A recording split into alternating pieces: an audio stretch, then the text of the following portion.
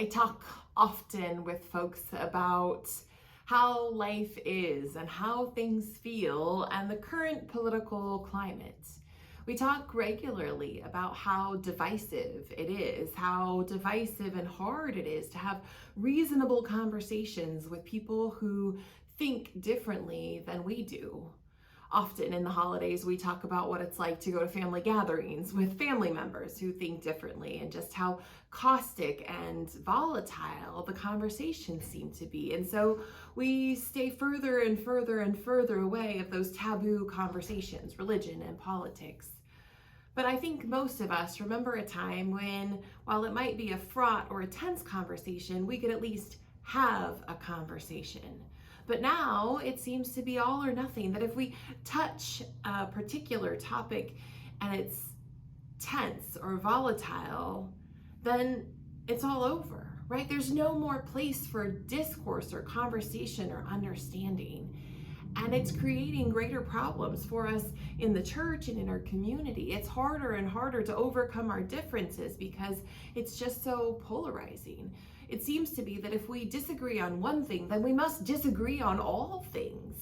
And that's simply not true. We've lived enough life, you and I, to know that we can get along better than that. We can cooperate better than that. As a church, we stand for more than that. We are who we are as a diverse body of believers. And we know that we have differences. We are here in a Christian church to follow Jesus, but after that, it goes in all directions, right? Some of us practice a very ritualized faith. Others of us practice a very spiritualized faith, for lack of better terminology. Some of us are Republicans. Some of us are Democrats. Some of us are libertarians. Some of us are independents. Some of us believe in miracles and praying in tongues and being slain in the spirit. And some of us think that's a whole bunch of woo, and we don't want anything to do with it. We are a diverse body living together in this space, and we hold diverse opinions about political views. But because of the current cultural climate, it's hard sometimes for us to broach those topics and see those things. In the coming month, we're going to be addressing some of those polarizing places for us.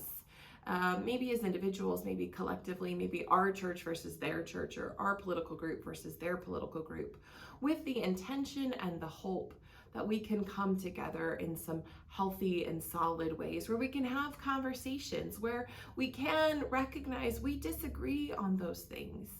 And yet there are other things where we have agreement and we can come together and collaborate and be in community together. That's not an easy thing to do, but it is the calling of the church in welcoming all people and being a place that embraces people who are different than we are. Implicit in that is the challenge and the charge to work through our differences so that we might collectively be stronger and better as the body of Christ. I'm excited for what our conversations may hold, and I know that there may be some anxiety or fear about what might happen, but I believe and trust that you're going to bring your best self to these conversations. I know I'm going to bring my best self.